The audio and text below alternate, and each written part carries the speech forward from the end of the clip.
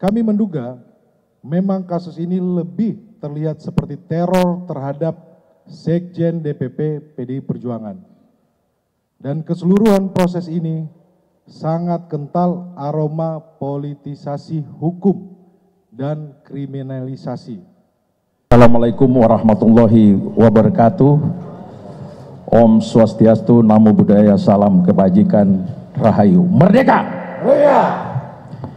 Baik rekan-rekan sekalian, saya didampingi oleh teman-teman dari DPP, kemudian Badan Hukum PDI Perjuangan, malam ini menyampaikan beberapa hal terkait dengan penetapan Sekjen PDI Perjuangan sebagai tersangka oleh PDI Perjuangan, oleh KPK. Ini masalahnya kita lagi sibuk Natalan, ini kita dikasih hadiah Natal dengan Sekjen masuk ditetapkan jadi tersangka, jadi sorry. Nah, sebenarnya peristiwa ini mengkonfirmasi apa yang disampaikan oleh Ibu Ketua Umum pada tanggal 12 Desember bahwa partai akan di-out pada rencana Kongres nanti. Jadi ini sebenarnya penegasan. Jadi penetapan Sekjen sebagai tersangka hari ini semakin mengukuhkan keyakinan kami orang partai bahwa oh ya ini bagian dari membenarkan apa yang disampaikan oleh Ibu Ketua Umum. Namun demikian, karena ini ada kaitan dengan soal hukum dan ada beberapa poin cukup panjang, nanti diuraikan oleh Saudara Roni Talapesi. Silakan, Bung Roni. Malam rekan-rekan media yang terhormat, kawan-kawan DPP PDI Perjuangan, Merdeka! Merdeka! Kami akan menyampaikan sikap dari DPP PDI Perjuangan terkait dengan situasi saat ini. Rilis media DPP PDI Perjuangan 24 Desember 2024. Politisasi hukum dan peminadaan yang dipaksakan terhadap Sekjen DPP PDI Perjuangan.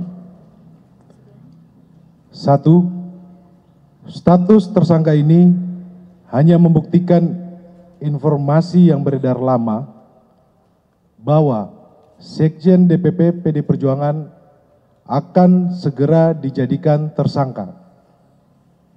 Hal ini juga sudah pernah disampaikan Sekjen DPP PDI Perjuangan dalam podcast Akbar Faisal beberapa waktu yang lalu. Kedua, kalau kita cermati lagi, pemanggilan Sekjen DPP PDI Perjuangan ini dimulai ketika beliau bersuara kritis terkait kontroversi di Mahkamah Konstitusi tahun 2023 akhir.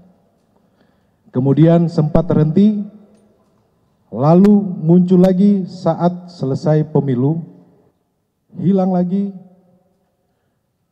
Kami menduga memang kasus ini lebih terlihat seperti teror terhadap Sekjen DPP PDI Perjuangan. Dan keseluruhan proses ini sangat kental aroma politisasi hukum dan kriminalisasi. Beberapa indikasi yang dapat dilihat antara lain, pertama, adanya upaya pembentukan opini publik yang terus-menerus mengangkat isu Harun Masiku, baik melalui aksi-aksi demo di KPK maupun narasi sistematis di media sosial yang patut dicurigai dimobilisasi oleh pihak-pihak tertentu yang berkepentingan.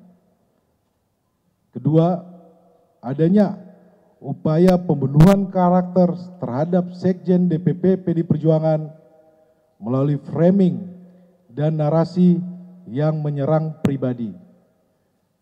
Ketiga, pembocoran surat pemberitahuan dimulainya penyidikan atau SPDP yang bersifat rahasia kepada media massa publik sebelum surat tersebut diterima yang bersangkutan.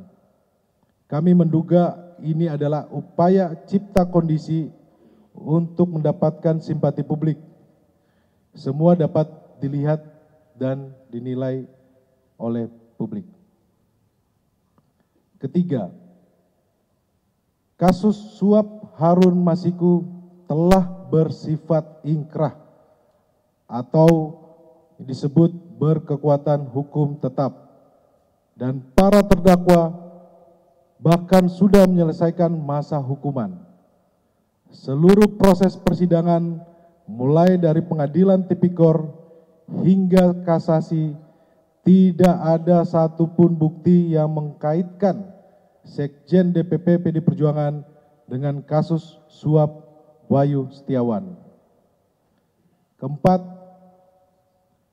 kami menduga adanya upaya pemidanaan yang dipaksakan, kriminalisasi, mengingat KPK tidak menyebutkan adanya bukti-bukti baru dari pemeriksaan lanjutan yang dilakukan sepanjang 2024. 5. Dugaan kami pengenaan pasal obstruction of justice hanya formalitas teknik hukum saja.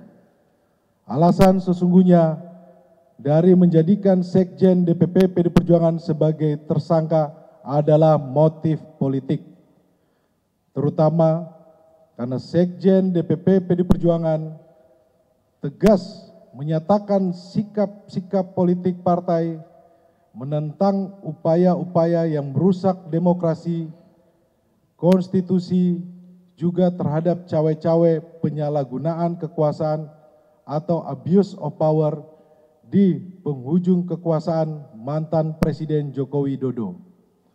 Bahkan sikap tegas ini baru terjadi minggu lalu ketika partai mengambil sikap yang tegas dengan memecat 3 kader yang dinilai telah merusak demokrasi dan konstitusi.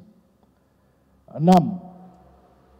Politisasi hukum terhadap Sekjen DPP PD Perjuangan ini juga diperparah dengan bocornya SPDP kepada media massa yang seharusnya bersifat rahasia, yang harusnya hanya diberikan kepada pihak terkait.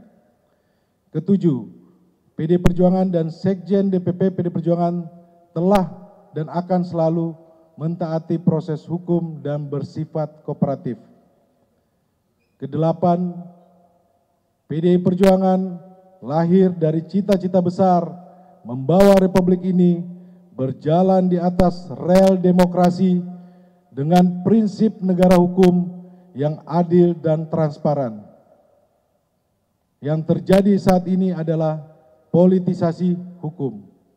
Kesembilan, penetapan Sekjen DPP PD Perjuangan ini mengkonfirmasi keterangan Ketua Umum PDI Perjuangan Ibu Megawati Soekarno Putri pada tanggal 12 Desember 2024 bahwa PD Perjuangan akan diaut-aut atau diacak-acak menjelang Kongres ke-6 PDI Perjuangan.